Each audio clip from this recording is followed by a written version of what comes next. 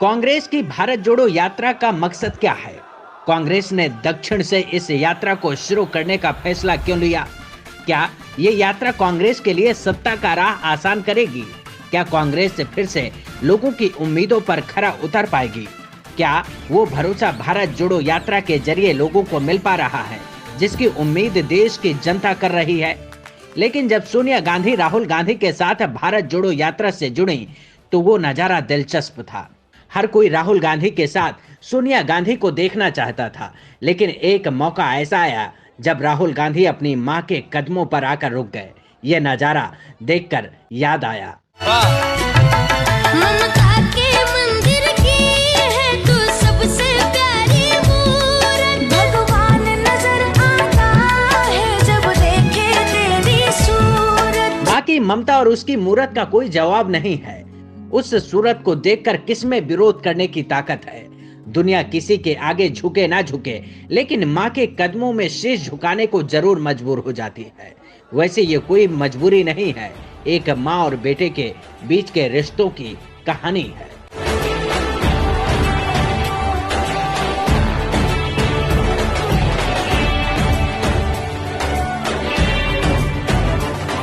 ऐसी सुकून देने वाली तस्वीरें भारत जोड़ो यात्रा से हर दिन निकल कर आती हैं, कभी बच्चों के साथ तो कभी बड़े बुजुर्गों के साथ। उन तस्वीरों को देखकर लगता है मुकाम मिले ना मिले, लेकिन भारत जोड़ो यात्रा के उद्देश्य को जरूर पूरा करेगी। करना तो बंदया, रुकना तो बंदया, राह पे चल बंदया। तो क्या आप जानते हैं कि सोनिया गांधी कर्नाटक में क्यों आकर भारत जोड़ो यात्रा में शामिल हुई? उसके पीछे कांग्रेस की सोच क्या है? कांग्रेस ने दक्षिण को क्यों सहारा बनाया? क्या कांग्रेस को दक्षिण से सियासी संजीवनी मिलने की आस है? वैसे इतिहास बताता है कि जब कभी गांधी परिवार पर राजनीतिक संकट आया, तब दक्षिण भारत ने कांग्रेस को मुश्किल से उबारा। इमरजेंसी के बाद जब इंदिरा गांधी की सरकार चली गई थी, तब उन्हें 1980 में एक सुरक्षित लोकसभा सीट की जरूरत थी। इस दौरान इंदिरा गांधी ने कर्नाटक के चिकमंगलुरु को चुना और वहां से जीतकर लोकसभा पहुंच गई। इसके अलावा इंदिरा गांधी आंध्र प्रदेश के मेडक और यूपी के रायबरेली से नामांकन दाखिल किया था।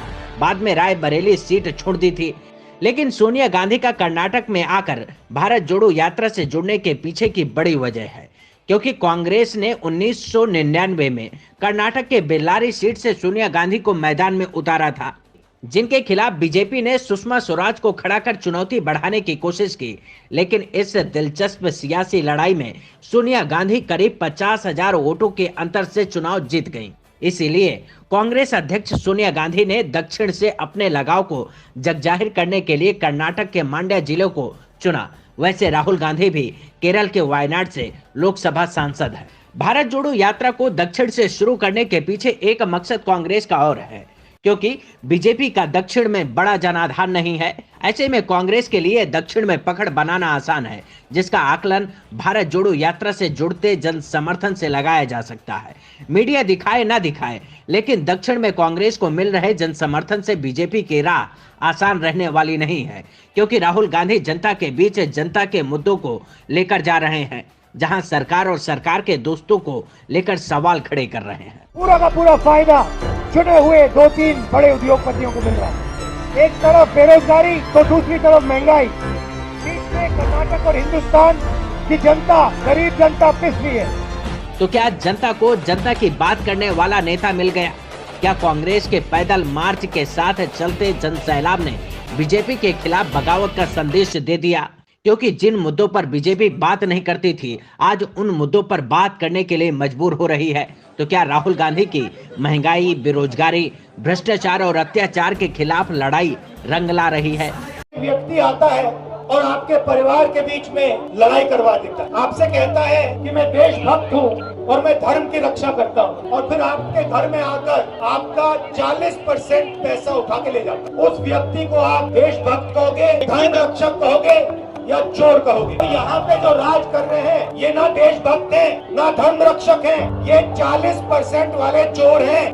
ये बात सच है कि ना तो भ्रष्टाचार कम हुआ, ना लोगों को रोजगार मिला, ना सस्ती शिक्षा का अधिकार मिला, ना सुरक्षा का भरोसा मिला।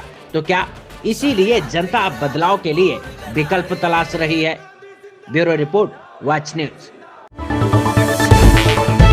Subscribe to our YouTube channel and press the bell icon to get the latest update.